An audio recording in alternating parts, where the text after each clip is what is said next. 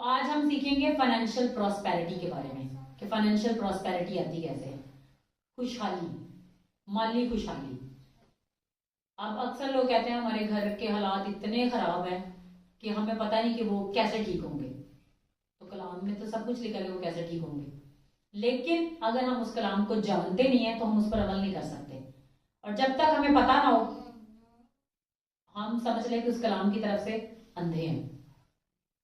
तो आज हम सीखेंगे फाइनेंशियल प्रॉस्पेरिटी में जो सबसे पहली बात आती है वो आती है हमारी दया की।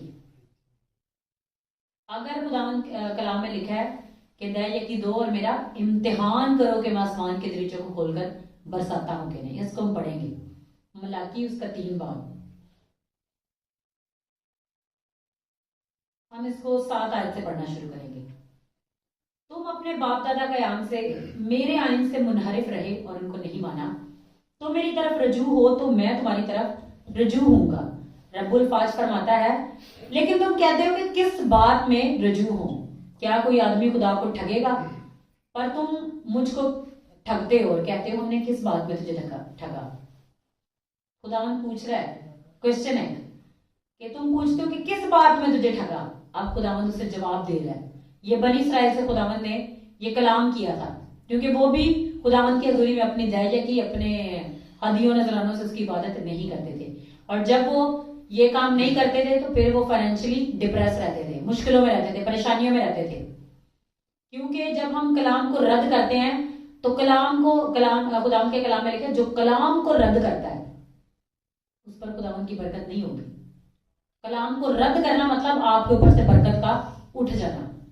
ठीक है, तो लिखा है कुरान के कलाम में दया यकी और हदिया में हम अपना बीज बोते हैं, हम अपना खुदा को हदिया देते हैं, हम शुक्रगुजारी करते हैं, अपनी दया यकी देते हैं। सबसे पहली जो बात आती है वो है दया यकी। आप देखें बनी इसराइल को खुदावन जब मुल्क मिस्र से निकाल कर लाया था तो उन्होंने कहा था कि वादा की सरजमीन मैं तुझे पहुंचाऊंगा और यीशुआ तुझे लीड करेगा, और फिर वहां पर मैं जंबूरों को भेजूंगा, वो उन कौमों को तुम्हारे सामने से भगा देंगे और कोई भी शख्स तुम्हारे आगे खड़ा ना रह पाएगा। और फिर खुदावंद ने कहा कि ये मेरे हाथ ने किया, तुम्हारे हाथ ने नहीं। जब वो मुल्क मिस्र से निकले तो वहां के लोगों के जेवर, कीमती चीजें वो साथ ले आए। खुदावंद ने वहां पर उनको बरकत दी। और फिर जब वो वादा की सरजमीन में आ गए तो वहां पर हर बंदे को पूरा डालकर फ्री में जमीन दी गई। अभी मुझे याद आ गया, जब वो गवाही दे रही तो आपको पता है कि उन्होंने जो लोन लिया है वो इंटरेस्ट फ्री है, उस लोन के ऊपर कोई भी पैसे नहीं है। तो खुदा जो बरकत देता है ना वो इंटरेस्ट फ्री देता है। कोई ये ना समझे कि लोन लिया है, पता नहीं लोन लिया डबल पे करना पड़ेगा। जितने पैसे हैं मतलब खुदा ने ऐसा इंतजाम किया है कि वो इंटरेस्ट फ्री है, कोई टेंशन भी नहीं है, जितने पैसे लिए उतने ही वापस करने हैं। तो ऐसे काम सिर्फ खुदा करता है। ठीक है, तो खुदा ने जब उन्हें जमीन दी तो खुदा ने कहा कि तुम इसकी फसल बोना, बीज बोना, फसल काटना, और सबसे पहला हिस्सा जो इसका 10वां हिस्सा है वो मेरी हजूरी में लेकर आना। फिर तुम देखना कि मैं तुम्हारे खत्तों में बरकत दूंगा, तुम्हारी कमाइयों में बरकत दूंगा। खुदावन ने ये हुक्म दिया था। इसको आगे पढ़ते हैं। बस तुम सख्त मलाउन हुए क्योंकि तुमने, बल्कि तमाम कौम ने मुझे ठगा। मलाउन का मतलब है लानती। मतलब अगर हम इस कलाम को पूरा नहीं कर रहे जो खुदावंद के कलाम है तो हम नहीं, मतलब जो नहीं पूरा कर रहे, सारे नहीं, जो नहीं पूरा कर रहे कलाम के मुताबिक वो क्या है जी, वो लानती है। तो अब लानत मतलब कर्ज कोई आ जाती है तो वो पीछा नहीं छोड़ती जब तक हम उसमें से निकल ना जाए। और निकलते हम कैसे हैं? जब हम कलाम को पूरा करते हैं। ठीक है, पूरी दया यकी जखीरा खाना में लाओ ताकि मेरे घर में खुराक हो, इसी से मेरा इम्तिहान करो। रब्बुल अफाज फरमाता है कि मैं तुम पर आसमान के दरीचों को खोलकर बरकत बरसाता हूं कि नहीं, यहां तक कि तुम्हारे पास उसके लिए। तो हमने गांव में जाना और फिर वहां हम देखते थे वो कैसे काम करते हैं, वो फसलों में पानी देते हैं, वो दिन रात मेहनत करते हैं। दूध और शहद का मतलब ये मेहनत उनकी लाइफ में नहीं थी, क्योंकि आसमान से डायरेक्ट उस टाइम पर जब जरूरत है बारिश हो रही है। अगर आप खुदा के कलाम पर अमल करेंगे तो जिस टाइम पे आपके घर में पैसे नहीं होंगे उसी टाइम पे खुदा मुहैया करेगा। ये है इसका मतलब। जिस टाइम आप सोच रहे होंगे कि अब मेरे पास पैसे नहीं, उसी टाइम आ जाएंगे। ये है इस चीज का मतलब। ठीक है, तो क्या है जी, तुम्हारी खातिर टिड्डी को डांटूंगा, मतलब जो चीज उस फसल को तबाह कर सकती है मैं उसे डांट दूंगा, उसको तबाह नहीं कर पाएगी। अब बाज दफा हम मुल्क में सुनते हैं इस बार बहुत अच्छी फसल हुई है जी, कपास की, गंदम की बड़ी अच्छी फसल हुई है, और इतना कुछ मुल्क में पैदा हो गया कि अब वो बाहर एक्सपोर्ट भी कर सकते हैं, बेचकर वहां से पैसे कमा सकते हैं। मतलब जब बरकत आती है तो ना सिर्फ वो आपके लिए होती है, आप उसे बेचकर उन चीजों को, वो जो खुदा आपको देता है, मतलब अपना बिजनेस आपको खुदा बढ़ा देता है, आपके कारोबार में बरकत दे देता है, आपके घर के खर्च में बरकत दे देता है, आपके हाथ की कमाइयों पर बरकत देता है। जस्ट क्या करने से? पूरी दया और हदिया खुदा को देने से। और कुछ लोग कहते हैं नहीं मेरे पास पैसे नहीं बचते, मेरे पास बचेंगे तो नहीं जब कलाम पे पूरा अमल नहीं होगा, क्योंकि कलाम के साथ वादा है। तो वादा तो तब खुदावन पूरा करता है ना, जब आप वादा करने से, जब हम किसी को हाथ मिलाते हैं, आपसे मेरा ये वादा है कि मैं ये करूंगा, आप ये करें, पहले हम करेंगे तो खुदा अपना वादा पूरा करेगा ना। तो ये कंडीशनल जो खुदावन के कलाम में से ये वर्ड्स हैं कि जब तुम ये काम करोगे तो मैं तब अपना वादा पूरा करूंगा। बेशक खुदावन हमारे लिए हमारी वफादारी के वजह में भी बरकतें देता है। अगर हम देखें तो कलाम में हमें दया यकी का सबसे पहले जो मिलता है वो इब्राहिम से मिलता है कि इब्राहिम जब अपने भतीजे लूत को छुड़ाकर लेकर आया था, जिसे दूसरे 6 बादशाह थे उन्होंने असीर कर लिया था, तो वहां से जब वो लौटा उसको छुड़ाकर, वो सारा जो पैसा हर चीज, तो वहां पर कलाम में लिखा है कि मलके सदक उसने सारी चीजों की दया यकी दी। और मलके सदक कौन था? अगर हम उसे कलाम में पढ़े तो वो कहते हैं कि वो यीशु ही था, क्योंकि मलके सदक का ना कोई आगाज था ना कोई एंड था, और कोई भी नहीं जानता कि वो कहां से आया कहां गया। और जब इब्राहिम ने डायरेक्ट यीशु को दया यकी दी है तो हम पर भी वैसे ही फर्ज है, और हम इब्राहिम से ही पहले भी देते होंगे, लेकिन कलाम में जो सबसे वाज़े लिखा गया वो इब्राहिम के बारे में लिखा गया। तो खुदावंद के कलाम में लिखा है कि यीशु क्या है? मलके सदक के तौर पर अब तक काहिन है, वो आज भी हमारी शिफायत के लिए जिंदा है। और जब हम चर्च में जाके अपना हदिया बीज दया यकी बोते हैं तो क्या होता है? वो हम खुदा को बोल रहे होते हैं कि खुदावंद तेरे काम हो। अच्छा, खुदावंद को क्या हमारे पैसों की जरूरत होती है? खुदावंद के पास पैसे नहीं है। बंदा ये सोचता है खुदा दे कोल आप इन्ने पैसे होंगे साढ़े कोल मंगन आ जाता है। मैंने अंकुर वाला प्रीचिंग कर रहे थे, इतने सियारे हैं, एक सियारा ऐसा है जिसमें हीरो के पहाड़ है, और जमीन पर भी कई जगह ऐसी हैं जहां पर सोने के पहाड़ है। तो ये सारी चीजें किसने बनाई है? खुदा ने भाई। तो उनको क्या इंसान के पैसों की जरूरत है? फर्ज करें कि किसी की हम ज्यादा कर लेते, 1 लाख सैलरी हो, उसमें से 10,000 उसने खुदा को देना, मेरा 10,000 भी नहीं खुदा छोड़ना। अक्सर लोग यही कहते हैं मेरे 10,000 तेरे खुदा की नजर है। खुदा की नजर आपके दिल पर है, आपकी वफादारी पर है कि आप कलाम को पूरा करते हैं या नहीं। जो कलाम को पूरा करता है उसी की जिंदगी में बरकत आएगी, जो पूरा नहीं करता उसकी जिंदगी में बरकत नहीं आएगी। जब खुदा ने कहा है कि ये करो तो मैं ये करूंगा, तो जब हम वादा नहीं पूरा करेंगे तो वो क्यों अपना वादा पूरा करें? वादा तो तभी पूरा होता है ना जब वो काम हो जाए। ठीक है, अगर हमने बड़ी ये फाइनेंशियल बरकत लेनी है तो दया यकी इसके लिए पहला स्टेप है। और इसके साथ खुदावंद ने वादा किया कि मुझे आजमा कर देखो, हर चीज टाइम पे तुम्हारे लिए मुहैया होगी। अब मैं आपको अपनी गवाही सुनाती हूँ। पहले जब मुझे पॉकेट मनी मिलती होती थी ना, तो मैं अपनी पॉकेट मनी में से भी 10% निकालती होती थी, क्योंकि मैंने ये सीखा था। मैंने सीखा बस ये दया यकी का कलाम ही सीखा, तो मैंने कहा मैं कमाती तो नहीं हूँ, तो इसका मतलब पैसे तो फिर मेरे पास भी आते हैं, तो फर्ज तो मुझ पे भी है। तो मैंने अपनी पॉकेट मनी निकाली, उसमें से मैंने 10% दे देना। अब क्रिसमस ईस्टर की जब शॉपिंग के लिए घर से आपको पैसे, मैंने उसमें से भी पैसे निकालने। और मेरी एकेडमी थी, अभी मुझे सारे बच्चों ने फीस नहीं दी होती थी, मुझे पता था कि मेरी इतनी दया की बनती है, एक दो दिन मैंने सबसे पहले पूरी दर्जे की निकाल देनी, चाहे वो मुझे 3 महीने तक वो फीस ना दे, लेकिन मैंने वो दर्जे के टाइम पे निकाल देनी है। जब आप कलाम को पूरा करते हैं तो खुदावंद कभी पीछे नहीं ठहरेगा।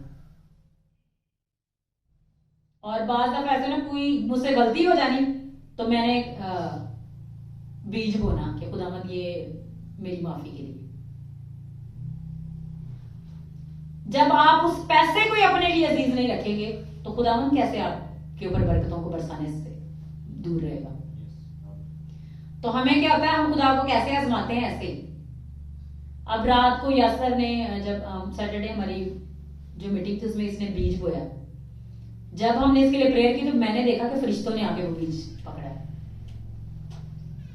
वो तो ये मिनिस्ट्री में रहा कि खुदावंद के काम के लिए, और मैं कह रही फरिश्ता आया, फरिश्ते ने आके वो बीज पकड़ लिए। तो आप ये देखें कि हमारा बीज या हदिया कहां जाता है।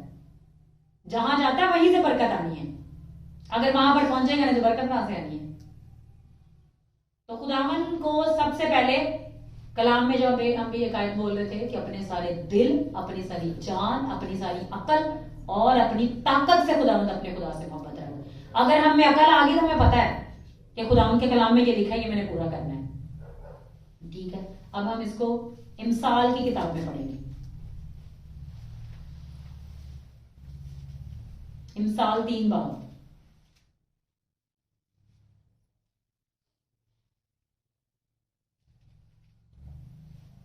और उसकी 9 आयत। इसमें लिखा है, अपने माल से और अपनी सारी पैदावार के पहले फलों से खुदावंद की ताजीम कर, यूं तेरे खत्ते खूब भरे रहेंगे और तेरे हौज नई मैल से लबरेज होंगे।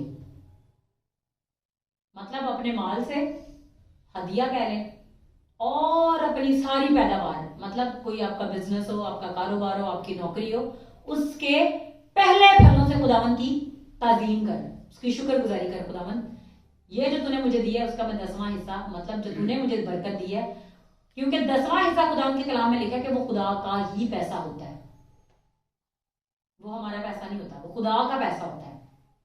हमारी कमाई, हम देखें अगर हमें अच्छी जॉब ना मिले तो हम अच्छा खा सकते हैं, अगर हमारा कारोबार अच्छा ना चले तो हमारे घर में खुशहाली आएगी? नहीं आएगी। और वो कारोबार हमें देता कौन है, वो नौकरी हमें देता कौन है, उस जगह पर हमें पहुंचाता कौन है, वो सारी चीजें हमारे लिए करता कौन है? खुदा ही करता है। तो उसमें उसका हक है, उसका हिस्सा है। जो 10वां हिस्सा होता है वो खुदा का ही हिस्सा होता है।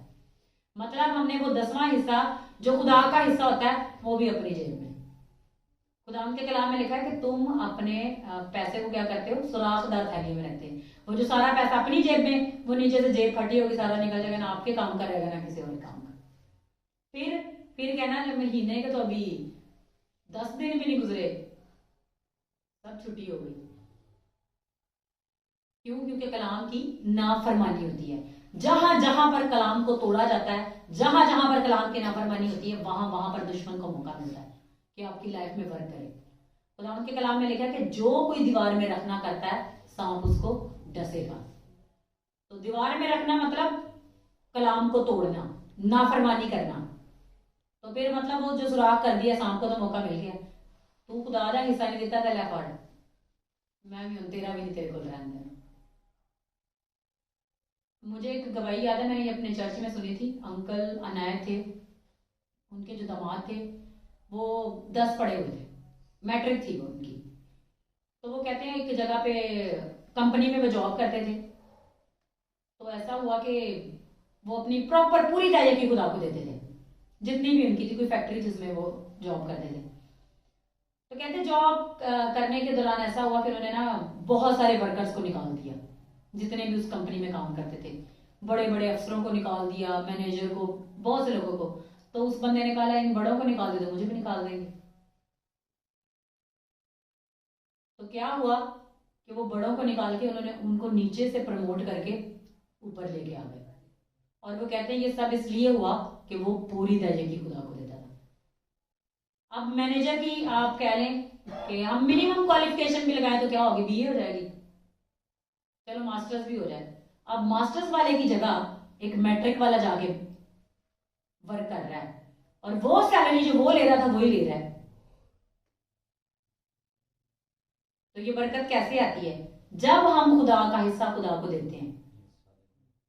अब आप इस बरकत को देख के हैरान होंगे कि एक मैट्रिक बंदा और वो मास्टर्स क्वालिफिकेशन वाले की जगह पे जॉब कर रहा है और वो सेम सैलरी ले रहा है ना। उसका अगर हम देखें उसकी एजुकेशन इस काबिल है कि वो उस जगह पर जाए, ना उसका उस चीज का एक्सपीरियंस है कि वो उस चीज पर जाए। तो कौन सी चीज उसे लेके गई है? ग्रेस। और वो ग्रेस हमारी लाइफ में कब आती है? जब हम कलाम को पूरा करते हैं। नहीं तो फिर हम कहते हैं हाय मैं तो मुसीबत च फंसे हुआ है, मेरे तो गोडे गिटे भी रगड़े गए हैं, मेरी तो कमाई च भी नहीं पूरा होता मेरे। फिर यही वर्ड मुंह से निकलते हैं, इसके अलावा कोई कुछ नहीं निकलता। मीना हाले मुका नहीं तो पैसे मुक गए। और मैंने कई लोगों से गवाहियां सुनी है कि वो पूरी दया खुदा को देते थे और महीने का जब एंड हो जाता था तो कहीं ना कहीं से पैसे उनके पास आ जाते थे।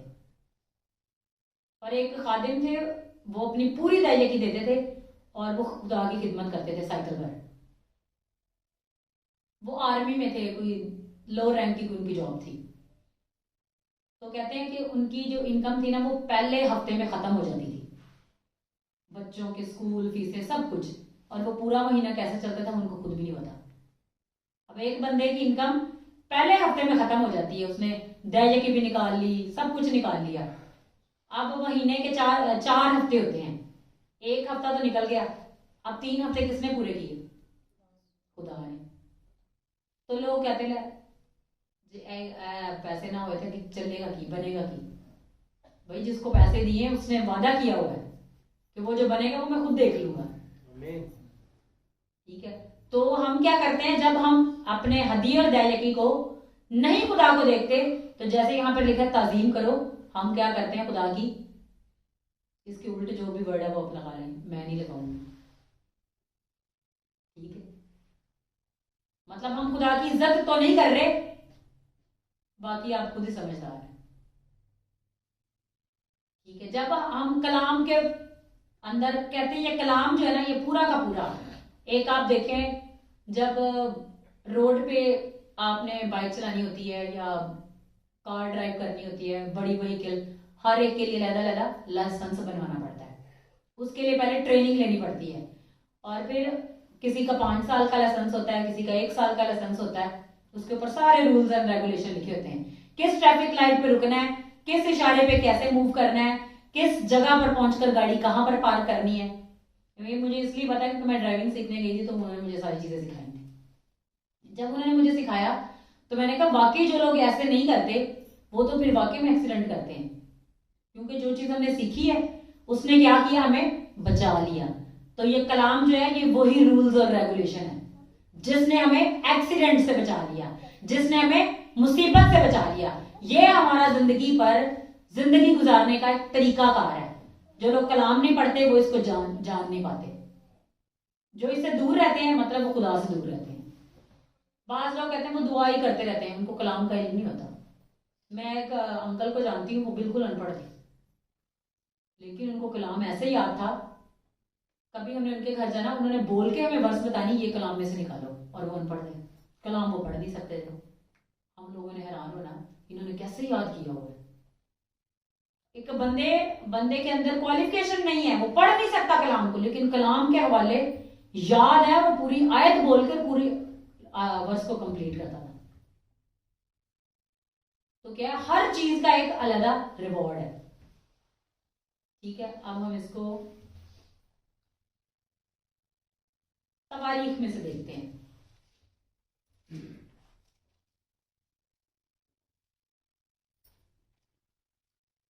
पिछले दिनों मैंने आपको सुलेमान बादशाह का बताया था। सुलेमान बादशाह को जब बादशाह बनाया गया तो उसने क्या किया, उसी चीज को आज हम दोबारा देखते हैं। ये दूसरा तवारीख उसका पहला बाब उसकी 6 आयत हम पढ़ना शुरू करेंगे। और सुलेमान वहां पीतल के मजबा के पास जो खुदावन के आगे खैमा इज्तिमा में था गया, और उसने 1000 सौख्तनी कुर्बानियां गुजरानी। मतलब जो उसके जानवर थे, जो भेड़ बकरियां थी, उनको अब देखें आप, गाय बैल कितने कीमती होते हैं, लाखों में उनकी वैल्यू है। भेड़ बकरियां, किसी के पास एक आधी हो ना तो वो कहता नहीं इसको बेचूंगा तो मेरे पास बड़े पैसे आ जाने। उसने क्या किया, 1 लाख, उसने अपने पास जो चीजें थी उनका एक बड़ा हिस्सा खुदा की हजूरी में क्या किया, सौखनी कुर्बानी के तौर पर गुजरान दिया। उसके बाद हुआ क्या, 7वीं आयत से पढ़ेंगे। उसी रात खुदा सुलेमान को दिखाई दिया और उससे कहा, मांग मैं तुझे क्या दूं। सुलेमान ने खुदा से कहा, तूने मेरे बाप दाऊद पर बड़ी मेहरबानी की और मुझे उसकी जगह बादशाह बनाया। अब ऐ खुदावंद खुदा, जो वादा तूने मेरे बाप दादा से किया वो बरकरार रहे, क्योंकि तूने मुझे एक ऐसी कौम का बादशाह बनाया जो कसरत में जमीन की खाक के जर्रों की मानद है। सो मुझे हिकमत और मार्फत अनायत कर, ताकि मैं इन लोगों के आगे अंदर बाहर आया जाया करूं, क्योंकि तेरी इस बड़ी कौम का इंसाफ कौन कर सकता है। अब उसने एक बड़ी कुर्बानी खुदा की हजूरी में चढ़ाई, कहने के बहुत बड़ा अपना पैसा का जो हिस्सा है वो खुदा की हजूरी में दे दिए। और ये क्या है, ये उसने बीज बोया है। पहला हमने क्या सीखा है, दया यकी से आप फाइनेंशियल प्रॉस्पेरिटी की तरफ मूव होते हैं। दूसरा जी अपने बीज बोने से, इसके हम पहले भी थोड़ा सीख चुके हैं, इसको थोड़ा सा हम देखेंगे। तो उसने खुदा खुद आ गया, जब उसने बीज बोया तो खुदा खुद आ गया, मांग मैं तुझे क्या दूं। उसने कहा मुझे हिकमत और मार्फत, ताकि मैं अक्लमंदी से तेरी इस कौम का इंसाफ कर सकूं। ठीक है, तो इसको हम पढ़ते हैं अब 11वीं आयत से। तब खुदा ने सुलेमान से कहा, चूंकि तेरे दिल में ये बात थी और तूने ना तो दौलत, न माल, न इज्जत, ना अपने दुश्मनों की मौत मांगी और ना उम्र की दराजी तलब की, बल्कि अपने लिए हिकमत और मार्फत की दरख्वास्त की, ताकि मेरे लोगों का जिन पर मैंने तुझे बादशाह बनाया है इंसाफ करे। तो हिकमत और मार्फत तुझे अता हुई और मैं तुझे इस कदर दौलत और माल और इज्जत बख्शूंगा कि ना तो उन बादशाहों में से जो तुझसे पहले हुए किसी को नसीब हुई और ना किसी को तेरे बाद नसीब होगी। और सुलेमान बादशाह के बारे में लिखा गया है कलाम में कि उस जैसा बादशाह दुनिया में ना पहले था ना उसके बाद कोई आया, जिसके पास दानिशमंदी, अकल, हिकमत इस कदर थी कि वो किसी और के पास नहीं थी। उसने खुदावंद के कलाम में से लिखा है कि उसने बहुत सारे गीत लिखे, बहुत सारे अब वाइज की किताब है और इमसाल की किताब, ये सुलेमान बादशाह ने लिखी है।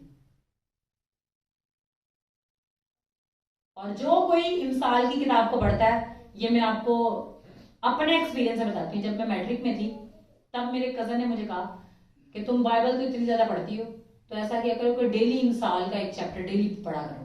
तब से मैंने रूटीन कर ली, मैं डेली इमसाल का एक चैप्टर पढ़ती थी और इस तरह से पढ़ती थी कि पूरी इमसाल की जो आयतें थी वो मुझे याद होना शुरू हो गई थी और मैं कोई थोड़ी सी भी वर्स बोलता था मैं आगे पूरी कंप्लीट कर देती थी।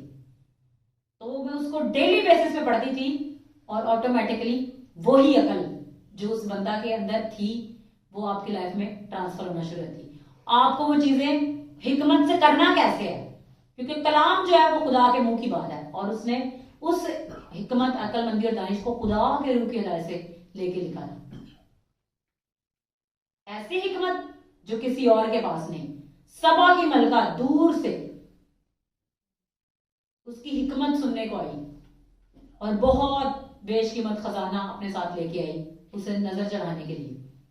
और जब वो आके उसने हिकमत सुनी, जब उसने देखा कि इतने इसके मुलाजिम, इतनी इसकी शान शौकत, तो कहती थी मैंने तेरे बारे में गलत नहीं सुना, बल्कि जो सुना है मुझे थोड़ा बताया गया है। जब मैंने अपनी आंखों से देखा तो मैं जानती हूं कि तू जिंदा खुदा की इबादत कर रहा है और ये जिंदा खुदा ने तुझे सब दी है।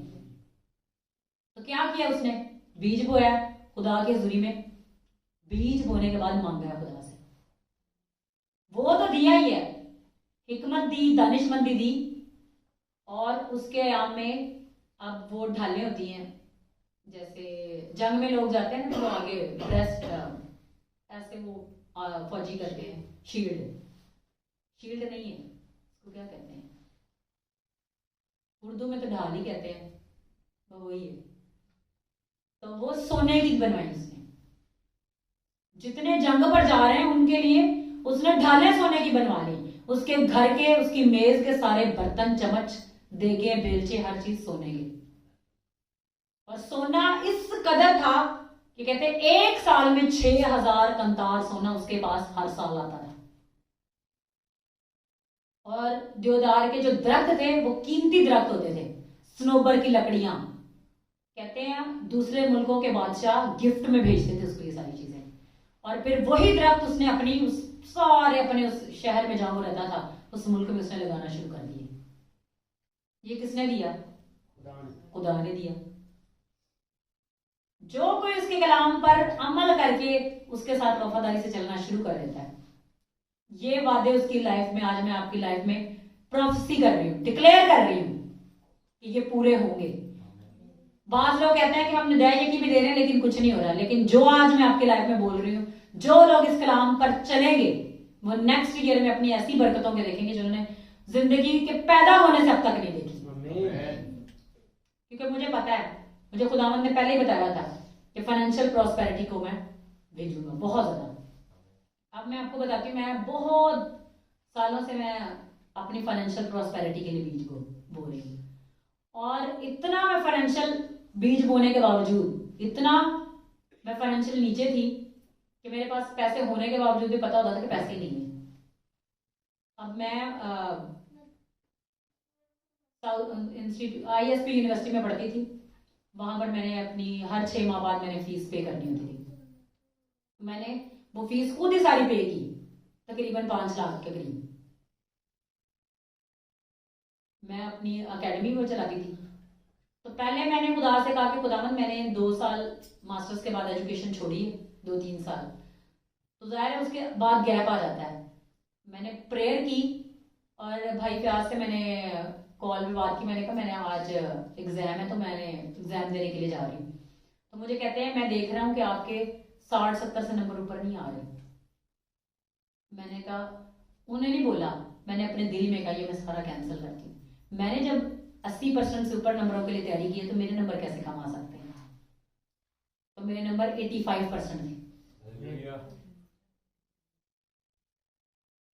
और मैंने जब एडमिशन लिया तो मैंने लेट एडमिशन लिया, 1 हफ्ते में मैंने अपने मिड टर्म के एग्जाम दिए, और वो जो पहले 1-1.5 महीने से पढ़ रहे थे उनके इक्वल मेरे मार्क्स थे। हम सबके 85% मार्क्स थे, 2-3 जो हमारी क्लास के लोग थे।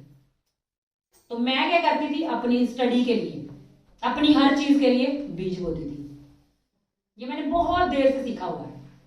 कोई भी चीज मुझे चाहिए ना, लेकिन फाइनेंशियल मेरी वहां तक पहुंच नहीं है, तो मैंने उसके लिए बीज बोना है, और वो खुदावंद ने मुझे देनी देगी।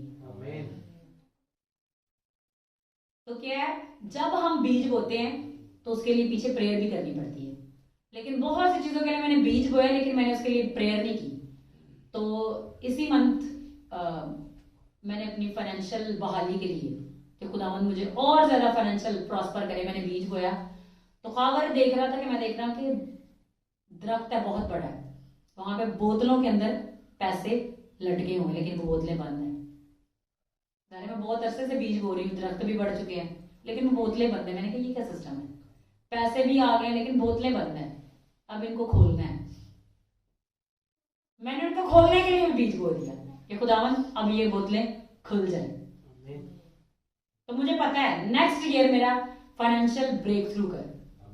भाई प्याज ने लास्ट ईयर जनवरी में मुझे कहा था कि खुदावंद आपके लिए बोल रहा है कि जहां आपने नहीं बोया आप वहां से काटोगे, और जहां आपने नहीं बिखेरा वहां से आप जमा करोगे। खुदावंद का ये कलाम है। लेकिन मैंने उस कलाम को लिया, लेकिन मैंने उस कलाम के लिए प्रेयर नहीं की, और पूरा साल मेरा बहुत गंदा गुजरा फाइनेंशियली। क्यों? जब बरकत आपके लिए अनाउंस हो जाती है ना, बोल दी जाती है, तो दुश्मन आपके पीछे पड़ जाता है। फिर आपने उसके लिए कॉन्टिन्यूअस प्रेयर करनी होती है। जो मैं आपको कुछ बता रही हूँ उसका मैं आपको सारा सिखा रही हूँ ताकि जो आप काम करें उसमें आप इस चीज का शिकार ना हो। बीज बो दिया, खुदा मैंने बीज बो दिया, मैं इसको पानी दे रही हूँ प्रेयर करके। बीज उगेगा भी और उसकी आप फसल भी काटेंगे। ये खुदा के कलाम में से सब कुछ। तो जो चीजें आप खुदा की हजूरी से चाहते हैं उनके लिए आप बीज बो सकते हैं। मुझे जो कुछ भी चाहिए होता था मैं उसके लिए बीज बो देती थी। और मुझे पता होता था, जब मुझे पता ना मीटिंग में बहुत ज्यादा अनाइंटिंग है, जिस मीटिंग में बहुत ज्यादा अनाइंटिंग होती थी मैं वही बीज बोती थी। क्यों? वो अनॉइंटिंग जो है वही आपके बीज को फलदार करती है। इसका मकसद ये कि अगर आप अनॉइंटेड प्लेस पे अपने बीज को बोएंगे तो ही वो बीज उगेगा। कुछ लोग होते हैं वो बंजर जमीनों में भी बीज बोते हैं, तो खुदा ने नहीं कहा बंजर जमीनों में बीज बोए। बंजर जमीनों में बीज नहीं उगेगा। बीज कहां उगेगा?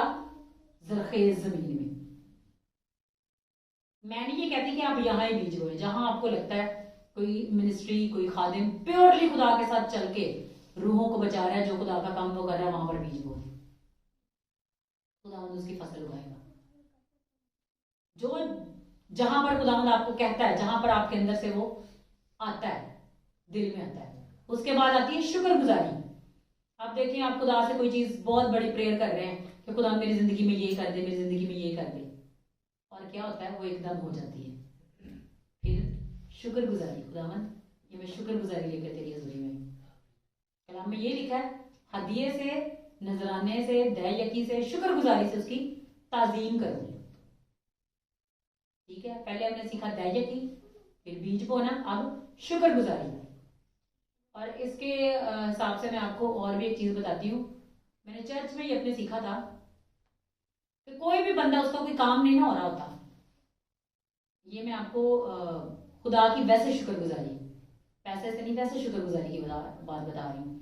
वो दिन रात खुदा की शुक्रगुजारी करना शुरू करते, उसके काम होना शुरू हो जाए। आप देखिए कि हम बोलकर खुदा की शुक्रगुजारी कर रहे हैं, उसमें बरकत है। और जब आपको जो खुदावंद बरकतें दे रहा है उसकी शुक्रगुजारी करेंगे तो उसमें भी बरकत ही है। हर चीज में बरकत है और हर बरकत का लेवल डिफरेंट है। सबसे पहले इन चीजों का मकसद कुछ नहीं है, मकसद सिर्फ ये है कि हम खुदा को ऑनर दे रहे हैं कि नहीं। खुदा ने कलाम में लिखा है कि तुम गैर मबूदों की इबादत ना करना, किसी के भी पास ना जाना। सबसे जो नफरत, खुदा को सबसे ज्यादा चीज से नफरत है, वो यही है जो लोग गैर मबूदों के पास जाते हैं, मतलब खुदा को छोड़कर। और जब हम हदी अपने नजराने, अपनी दयकियां जिंदा खुदा के हुजूरी में लेके आते हैं, तो कैसे कुछ नहीं होगा। अब सुलेमान बादशाह ने सख्ती कुर्बानी चढ़ाई है कि बादशाह बना दिया गया है, और उसने अपनी शुक्रगुजारी चढ़ा दी है, बीज बो दिया है। अब मैंने एक खादिम से सुना कि पहले दुनिया आजाद नहीं हो पा रही थी, गुनाहों का उनके लिए कफारा नहीं था, तो बाप ने अपना इकलौता बेटा बो दिया। आज हम वो शुक्रगुजारी हैं। खुदा कितनी हम लोगों की फसल बड़ी काट रहा है, वो जो खुदा के साथ वफादारी से चल रहे हैं। ठीक है, जो जो चीजें हम खुदा के कलाम से सीखते हैं वो हमें नेक्स्ट लेवल पर लेकर जाती हैं। ये सारा कुछ अगर हम करेंगे तो हमारी जिंदगी में फाइनेंशियली हम ब्लेसिंग्स को नेक्स्ट लेवल पर लेंगे। हदिया, हदिया क्या होता है? जब खुदावंद के कलाम में लिखा है कि खुदावंद के घर में खाली हाथ ना आना, ये हमारा हदिया है। जब हम हदिया खुदावंद के हुजूरी में लाते हैं तो मतलब खुदावंद एक में खाली हाथ उठा के नहीं आ गया, मैं तेरे से कुछ लेने आया हूं, मैं भी तुझे कुछ नजर चढ़ाऊंगा। फिर हदिया, दयकी, बीज, शुक्रगुजारियां, ये चार चीजें आपकी लाइफ में फाइनेंशियल प्रॉस्पेरिटी को कंप्लीट लेकर आती हैं। क्योंकि कलाम में जो कुछ लिखा, कलाम में लिखा है कि यीशु मसीह को कबूल करो तो तुम निजात पाओगे, तो हम कलाम को सुन के उस पर अमल करते हैं तो हम वाकई निजात पा जाते हैं। तो जब कलाम में लिखा है ये काम करो तो ऐसे होगा, तो इसका ये रिजल्ट निकलेगा जो आपने आज यहाँ पर सुना है। तो खुदावंद ने मुझे जो स्पेशल वर्ड दिए इस कलाम के थ्रू नेक्स्ट ईयर के लिए, जो जो लोग पहले अपनी दयकी नहीं दे रहे थे, इस तरह से जैसे कलाम में लिखा नहीं चल रहे थे, वो इस पैटर्न को नेक्स्ट ईयर फर्स्ट डे से, 1 जनवरी से फॉलो करना शुरू करेंगे। वो ऐसी ऐसी प्रॉस्पेरिटी को दिसंबर तक देखेंगे कि वो खुद हैरान हो जाएंगे हमारी लाइफ में हुआ क्या। क्यों? क्योंकि हमने कलाम को पूरा किया है। और कलाम क्या है? खुदाम के कलाम में लिखा है कलाम मुजस्सम हुआ। और कलाम क्या है? खुदा के मुंह की बात है। खुदाम के कलाम में लिखा है कि खुदावंद ने अपने हर एक नाम से ज्यादा अपने कलाम को अजमत दी है। खुदावंद ने अपने नाम को भी बाप ने इतनी इज्जत नहीं जितनी उसने कलाम को दे दी है।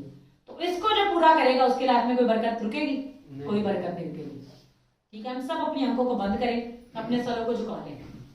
जो जो आपकी लाइफ में इस कलाम से रिलेटेड कमियां थी, आज खुदा से बोलना शुरू करें कि खुदा आज मेरी लाइफ से निकले। अगर वो